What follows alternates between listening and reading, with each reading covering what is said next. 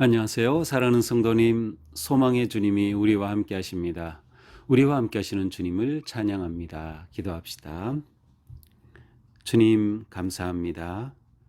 하루하루 주님의 은혜 안에서 살아가는 저희들 또한 주님의 말씀으로 살아갑니다. 오늘도 주님 주시는 말씀이 우리에게 소중한 생명의 양식이 되며 따라갈 삶의 길이 되게 하여 주시옵소서. 주님의 말씀을 잘 깨달을 수 있는 영을 주시고 또 주시는 말씀 따라 순종할 수 있는 믿음과 또 지혜를 허락하여 주시옵소서. 예수님 이름으로 기도합니다. 아멘. 오늘 말씀은 마태복음 14장 13절에서 21절입니다. 예수께서 들으시고 배를 타고 떠나사 따로 빈들에 가시니 무리가 듣고 여러 골로부터 걸어서 따라간지라. 예수께서 나오사 큰 무리를 보시고 불쌍히 여기사 그 중에 있는 병자를 고쳐주시니라. 저녁이 되매 제자들이 나와 이르되 이곳은 빈들이요 때도 이미 저물었으니 무리를 보내어 마을에 들어가 먹을 것을 사 먹게 하소서. 예수께서 이르시되 갈 것 없다. 너희가 먹을 것을 주라. 제자들이 이르되 여기 우리에게 있는 것은 떡 5개와 물고기 2마리 뿐이니이다. 이르시되 그것을 내게 가져오라 하시고 무리를 명하여 잔디 위에 앉게 하시고 또 떡 5개와 물고기 2마리를 가지사 하늘을 우러러 축사하시고 떡을 떼어 제자들에게 주시매 제자들이 무리에게 주니 다 배불리 먹고 남은 조각을 12바구니에 차게 거두었으며 먹은 사람은 여자와 어린이 외에 5,000명이나 되었더라. 아멘. 자, 오늘 말씀은 우리가 너무도 잘 아는 소위 그 오병이어의 기적의 사건이 오늘의 말씀입니다. 자, 오늘 말씀이 이렇게 시작되죠. 예수께서 들으시고 배를 타고 떠나사 예수께서 어떤 소식을 들으시고 그리고 배를 타고 떠나셨어요. 무슨 소식일까요? 바로 앞에 있는 내용인데요. 14장 1절부터 보면 이제 그 당시 분봉왕 헤롯이 이제 예수님이 이 사역으로 인해서 예수님에 관한 소문이 점점 퍼지게 되면서 예수님에 관한 소문을 듣게 된 겁니다.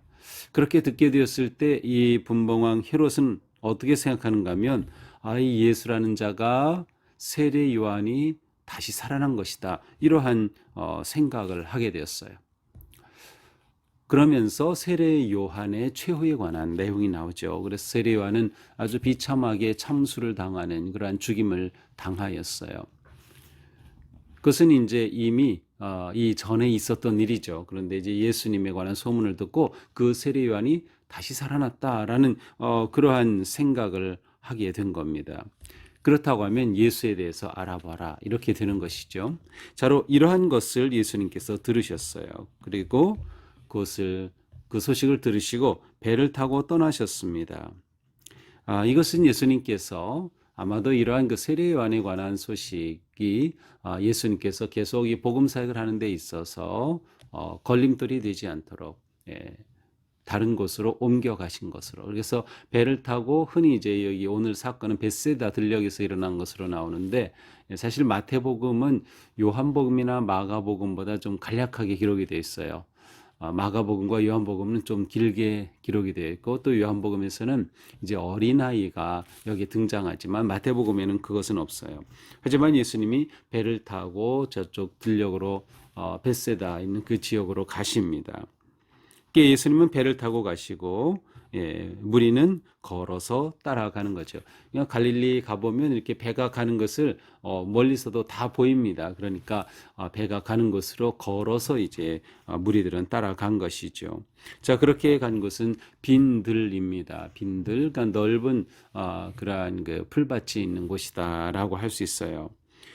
하지만 이 빈들이라고 하는 것은 보통 이제 광야라고도 이렇게 번역이 되는데 에레모스라고 하는 것인데 이곳은 사실 빈들은 그 굉장히 척박한 땅이죠. 그리고 돌이 많은 땅이고 아니면 사람이 거주하지 않는 곳이죠. 그러니까 일반 그런 빈들 야산으로 가셨다는 것이. 하지만 성경에서 이러한 빈들, 광야라고 하는 것은 굉장히 영적으로 의미가 있는 곳입니다. 하나님을 만나는 곳이고 자신을 성찰하는 곳이고 삶의 어떤 놀라운 의미 있는 사건들이 일어나는 곳이 바로 이 빈들이죠. 자, 이곳으로 예수님이 가시고 이제 사람들은 걸어서 그곳으로 갔습니다. 자, 예수님께서 이제 배에서 내려오셔서 많은 사람들이 모이는 곳을 보시고 불쌍히 여기셨어요. 그리고 그 중에 있는 병자를 고쳐 주십니다. 자, 불쌍히 여긴다라는 것은 원래 내장으로부터 나오는 그러한 공감을 말합니다. 그러니까 단지 참 안 됐다 그게 아니라 정말 상대방의 그런 상황이 내 것으로 여겨지는 거예요. 정말 애통하는 그러한 마음이죠. 애가 끊어진다라는 그런 의미가 담겨 있어요. 그러니까 예수님께서는 그 병자들을 고쳐 주실 때 예수님은 능력의 주님이시니까 뭐 내가 고쳐주면 되지 그게 아니라 이 병자들의 그 아픔을 예수님은 친히 몸으로 이렇게 느끼시면서 자신의 그런 고통으로 느끼셨다는 뜻이에요. 그래서 그렇게 불쌍히 여기시면서 병자들을 고쳐주시죠. 이 치유 사건 많은 사람들이 몰려오고 여기서 치유하시는 그 시간은 많이 걸릴 수밖에 없어요. 이러는 사이에 저녁이 되었습니다. 보통 이스라엘 사람들은 이제 저녁을 첫 번째 저녁, 두 번째 저녁인데 첫 번째 저녁은 3시 이후입니다. 이제 두 번째 저녁은 해가 질 무렵 이후이죠. 그래서 여기서는 이제 저녁, 그러면 3시 이후 뭐 6시 바로 전 뭐 그쯤 되는 어떤 해가 넘어가기 전에 그러한 시간적인 의미가 담겨 있어요. 그리고 저녁이 되니까 제자들이 와서 이곳은 빈들입니다. 그렇죠. 마을이 아니에요. 그러니 또 날도 저물어 가고 있으니 사람들을 보내서 이제 돌아가 마을에서 먹을 것을 사 먹게 하소서.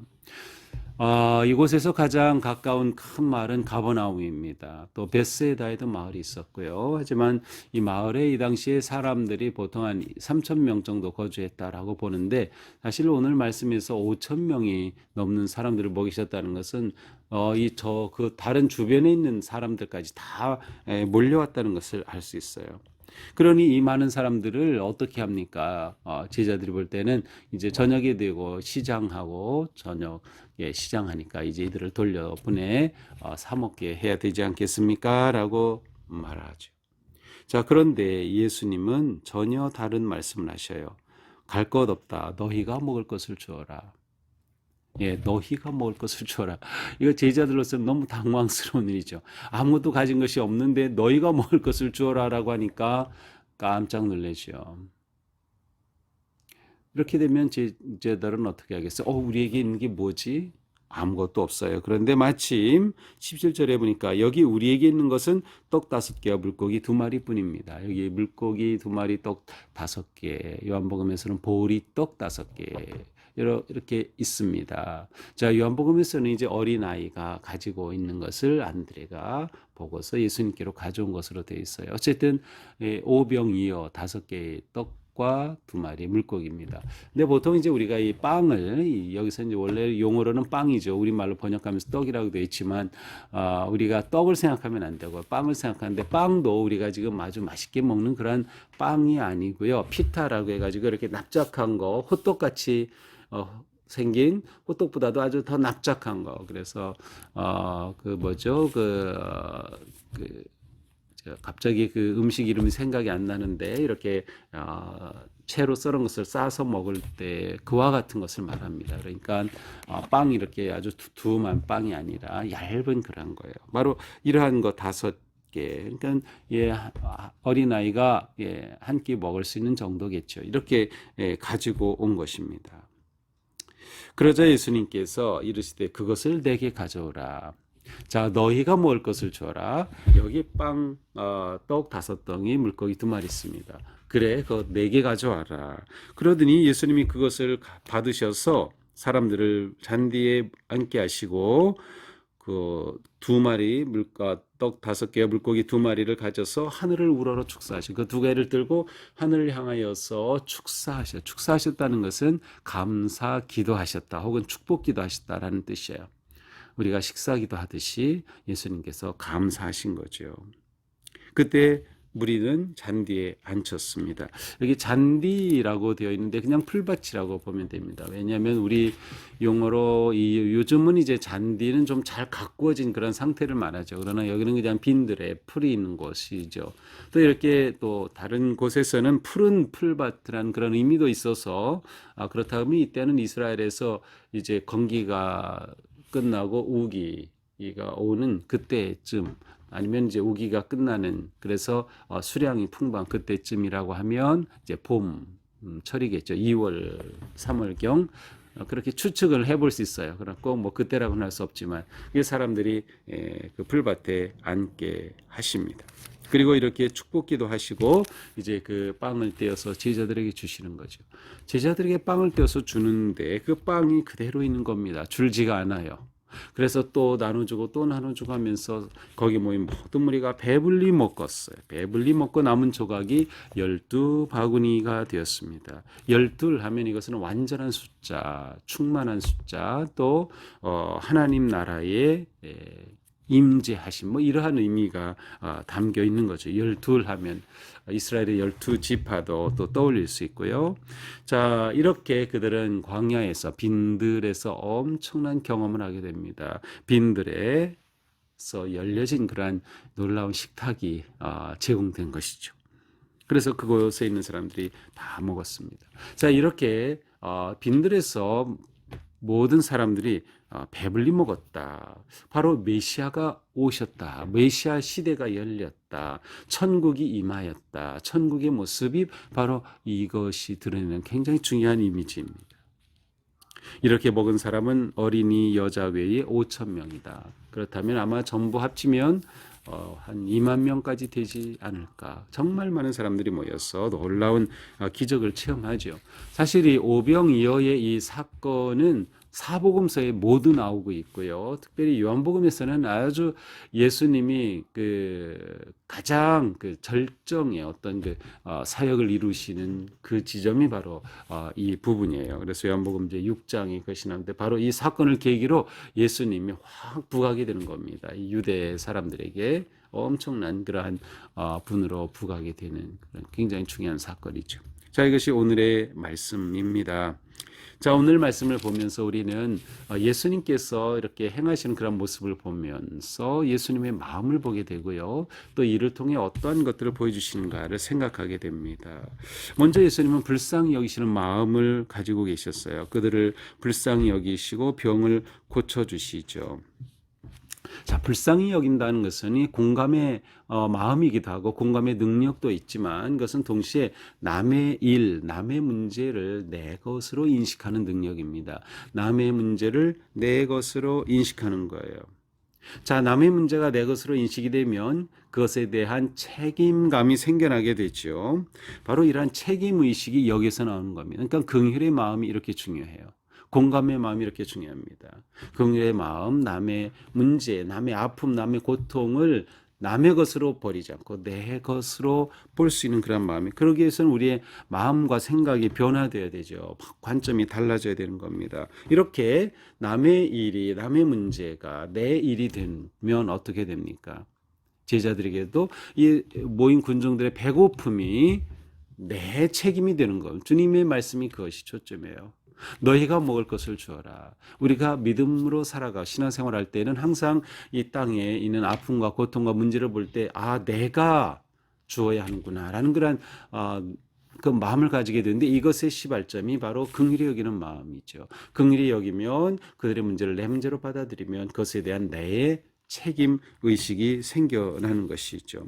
자, 이렇게 책임 의식이 생겨날 때 우리가 어떻게 그것을 감당합니까? 주님께로 가져가는 겁니다. 그것을 내게로 가져와라. 그리고 주님께서는 하늘을 우러러 축사하셨어요. 감사기도를 드리셨죠. 자, 그러므로 우리는 남의 일이 내 일이 되고 내 책임감을 가지게 될 때 우리는 그것을 주님께로 드린다. 어떤 마음으로? 감사의 마음으로. 예수님은 감사기도를 드렸어요. 여기 빵 조그만 거 5개, 물고기 2마리인데 그것으로 저기에 있는 사람들은 2만 명 정도 있는데 그것을 두고 감사하신 거죠. 바로 이 놀라운 감사의 기도가 하나님께서 기적을 일으키신 놀라운 길이 되는 것이에요.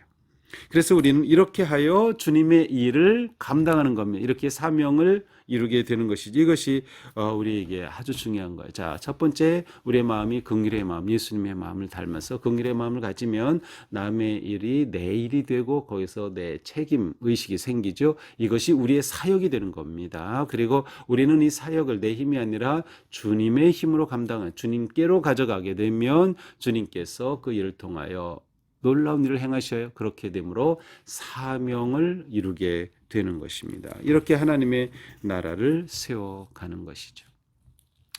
어쩌면 이스라엘 백성들은 이렇게 광야에서 빵을 배불리 먹음을 통해서 무엇을 떠올렸을까요? 그렇습니다. 그들의 조상들이 출애굽하여 광야에 지날 때 하나님께서 만나로 먹여 주셨던 것처럼 그 놀라운 역사를 그들이 다시금 이곳에서 체험하게 되는 것이죠.